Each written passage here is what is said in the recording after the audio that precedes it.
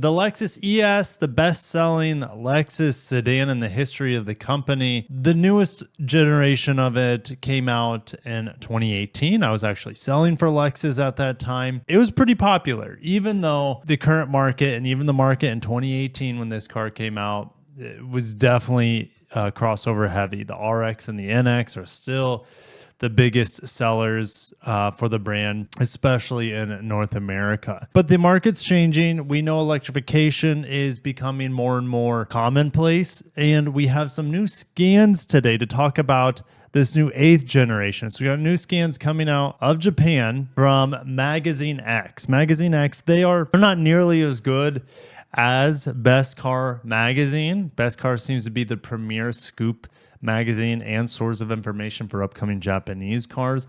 But I'm excited to break down what MagX might have to say, and will we learn anything new about the next generation ES that's supposed to come out in the near future. Grab your snacks and drinks, buckle in, and let's get into it.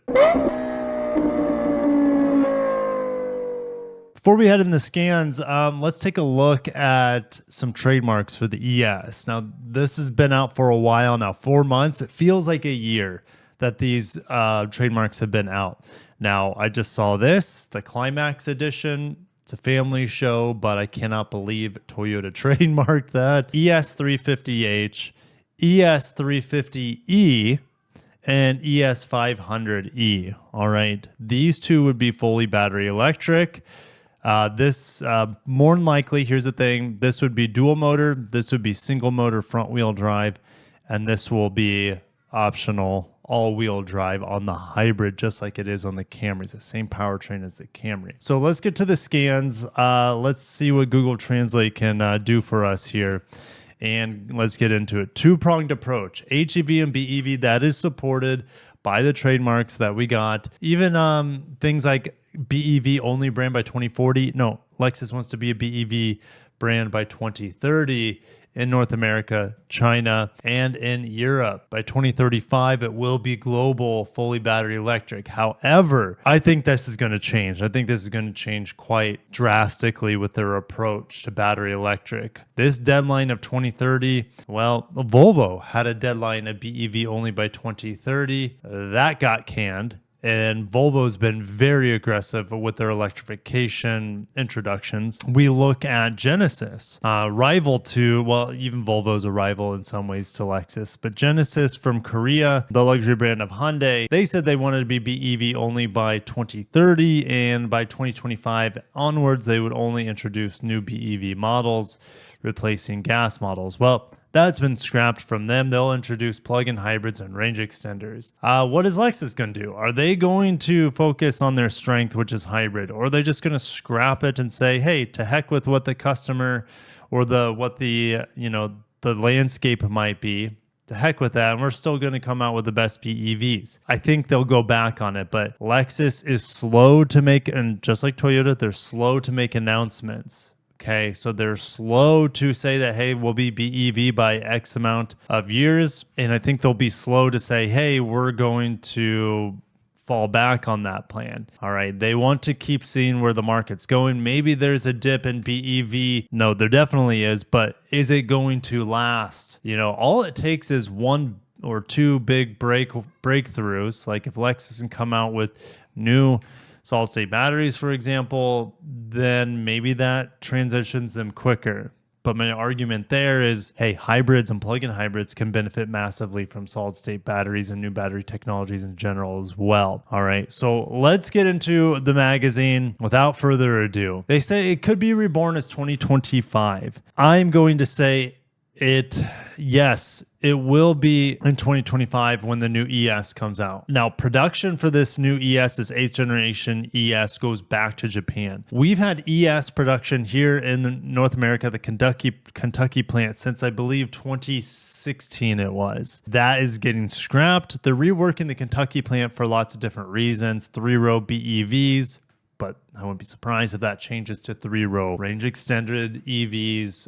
Time will tell, but they're reworking the Kentucky plant. ES is 100% going back to Japan. Now, my sources have said that the ES production will be leaving sometime to mid to late summer 2025. That is where production will start. in Japan at the end of summer in 2025. So we won't see this, essentially the new ES, until early fall 2025 would be my strong inkling here. They're saying that the dual motor 500e will be an F Sport model. I don't think that's necessary. The ES has never been very sporty, but here's the thing. ES needs to take the place of also the retired GS, and electrification is one way to do that, to get a lot of rear wheel drive shove. Now, will the 500e be a rear wheel drive biased? Gosh, this is Lexus we're talking about. Look at the RZ. The RZ's front wheel drive bias in the dual motor configuration. It's got about 200 horsepower up front, about 100 horsepower in the rear. That is a 450e. This new setup, this 500e, maybe it's balanced, best case scenario. Maybe it's 50-50, maybe 200 in the front, 200 horsepower in the rear, 400 horsepower total. That would make sense to me. Now in terms of design, we don't have a lot to go off of. This image was teased to us, I think, in 2021, at the end of 2021. Obviously, we had the most gorgeous designs that we may have ever seen on any Lexus concept, ranging from a new IS, wagon, convertible, lifted wagon. I mean, if these came out, people would be losing their minds, but they never did. And I don't know if they ever will. But I want to keep hope, because this sort of design is just gorgeous. Here's the thing. And Lexus even alluded to it. They said, hey, if you want a design like this, we have to have a new platform with solid state batteries. It's the only way we can make them that low to the ground. So maybe this is after 2030, after the LFZC comes out. Will those designs still look this good then? Time will tell. This is the new flagship. This is the sports BEV concept to take the place in some ways in a new era, the LFA, but it won't have a V10. It'll be solid state batteries. New IS sedan. So we talked about the liftbacks and the wagons and the convertible. There's the sedan variant. And there's no LS, there's no ES, at least in the front row. Here's the RZ, and then here's the new TZ coming out of Kentucky. More than likely, this design I don't expect to change much. But in the back, this is an ES. All right, this was the TX. The TX wasn't even announced. The TX is out now, obviously. Here's the new RX, wasn't even announced. The new NX was in here. The UX, well, the UX hasn't changed at all. So, and then there's the LBX. All right, I'm taking this essentially as gospel that at least the vehicle's in the back. This is coming out. This is the new ES. So let's go and take a look at the design. I brighten it up a little bit. We have the hammerhead design. This is very much like the Prius and the new Camry. And again, it's on the same platform. The Camry's a little bit different. I think the wheelbase might be slightly longer here on the ES, and it needs to be if it's going to have a battery electric, to have a bigger battery in here and whatnot. But you can see from the A-pillar on back, it looks just the same as the current ES. And you can say the same for the most part with the new Camry. And so this is the front. I'm going to stick my neck out there. I'm going to say that this is the front end of the ES. We've had this design now for 3 years almost, and we haven't had this vehicle come out yet, but we've had all these other models come out and all their designs were bang on. Okay, from the NX to the RX to the ES. I mean, I don't know what we're doing here with the UX. I mean, this is supposedly, I think Abe's visiting. He's crawling into the office right now. It's so great. This is the UX that I don't know what they're going to do with the UX. I mean, you can see here the grill's kind of closed off. It looks like a BEV UX, but that already exists in other markets. But this is probably the refreshed one with the bigger battery capacity. And here's the LBX. It came out looking exactly like this. I have full-on confidence that the new ES will look just like this. But again, it's just me and hearsay. Take it with a grain of salt. But this is very, very exciting. I love the looks of the new. It looks very sleek. It looks very luxurious. It might be a little too edgy here at the end, but it still looks good. And typically, if I think it looks good on images, it looks even better in person. All right, we just have a small grill here. You'll have a small grill here, very aerodynamic. So you'll be getting really good range on the hybrids and really good range on the EV variants of this as well. No plug-in hybrid is likely to grace us with the ES. There have been no trademarks on a plug-in hybrid ES. It would be pretty cool. It'd be pretty fantastic to have even the RAV4 Prime's powertrain, and it's been out for almost a decade at this point, it feels like the RAV4 Prime. We see it in the NX and RX plug-in hybrids. It'd be great to have it in ES to see just, I mean, the powertrain's fantastic. It doesn't look like Toyota or Lexus have any desire to put it into this ES. Now, maybe they skip it and put a range extender in here, the large battery pack, 100, 150 miles of EV range, and you have a small 4-cylinder in here. That's a possibility, but don't get your hopes up. The trademarks right now are what to get your hopes up over. That is ES350, 5th generation hybrid. Let's say it gets 45 to 50 miles per gallon, and then you're going to have all-wheel drive on it for the first time in an ES hybrid.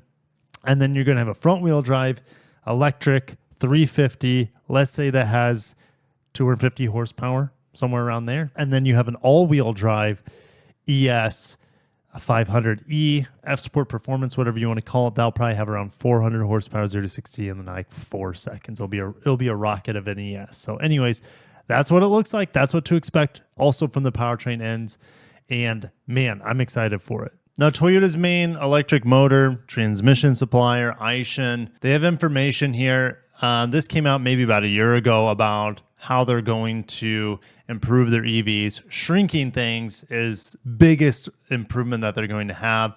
And by doing so, not only do you have more space in the vehicle, you're going to have more efficiency as well. The ES will not be getting a 3rd generation e-axle. That will be coming in a vehicle that comes out slightly behind this ES. Okay, that will be the LFZC. It's kind of like an EVIS. That will be gigacast. That will be software defined. That will be completely different. Okay, but that vehicle only launches maybe a year or two after this ES. Now, they're saying these 3rd gen e-axles are due to launch in 2027, but if these 3rd gen axles don't come out with the LFZC, then that's a big failure. All right, I would say delay the LFZC until you have these next generation axles ready. So this, as we zoom into this timeline here, this is a perfect time for ES to come out with these 2nd generation e-axles. On these 2nd gen e-axles, well, you can mix and match these to your desire, but you have 3 different sizes, a small, a medium, and a large. Now, over at Aishin, Denso, and Toyota's joint venture, Blue Nexus, well, they don't update this page enough, in my opinion. It might be a little bit too telling. They've updated these motors, not so much this one. They've updated this one a little bit over the years.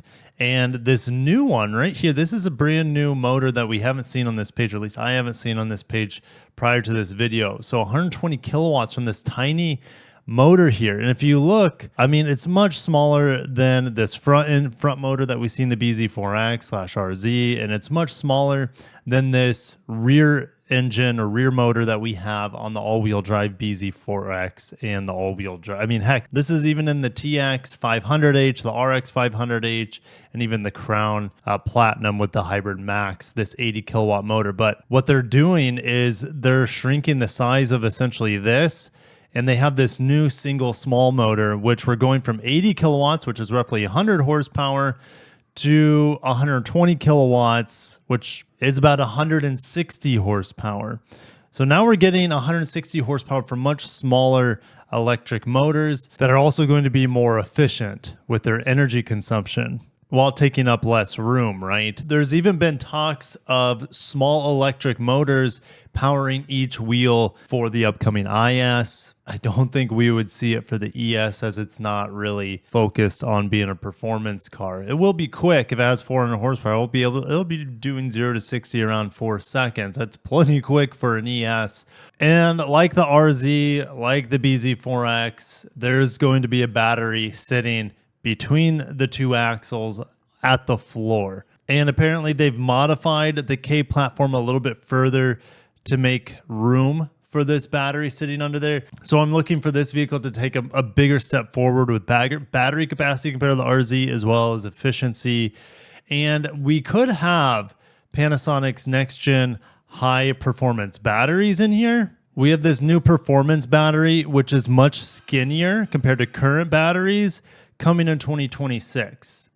Will the ES come out too soon to get it? It's a possibility, but still it'll have second generation e-axles in here to make it more efficient. So that'll help, but it's too bad this performance version won't come in this ES, at least with the current timetables. Lexus is claiming in certain situations you get 1,000 kilometers. Here in the US and the EPA market, a battery like this could be 500 miles. Now, if it's in an ES and we got this sort of battery in there, it's not really designed to be a battery electric vehicle, the K platform. So there are going to be likely compromises in overall battery capacity. And with this new battery, we could see 400 miles of range. But if it's the same old battery technology we have currently, it's going to be around 300 miles of range, which is nice, which is definitely a decent upgrade. But in a sedan, you want to see better range than 300 miles. So what should we expect from this ES? Well, the same thing as the Camry's hybrid. Lexus will likely spec it a little bit higher in horsepower, run it on, or at least test it on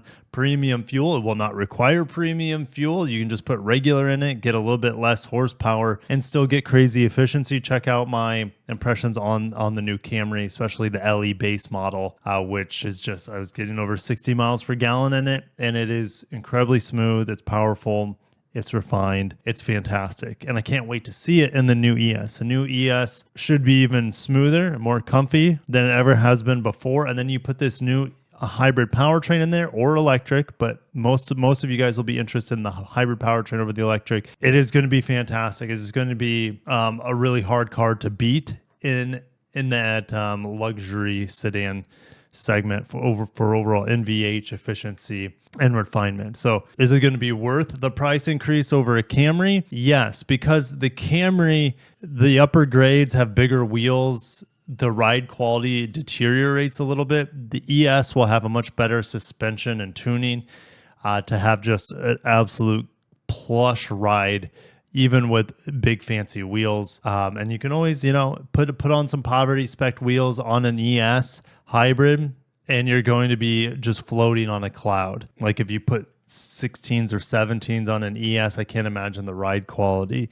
Now they're saying Lexus is taking a page out of BMW and Peugeot's lineup, and how they have hybrid, they have gas models, and then they have full electric models based off the same car on the same platform.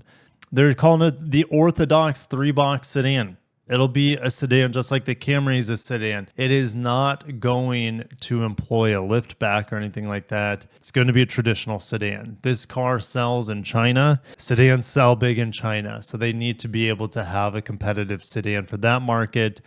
And with the LS not having any sort of relevance anymore, the ES needs to be as flexible as possible.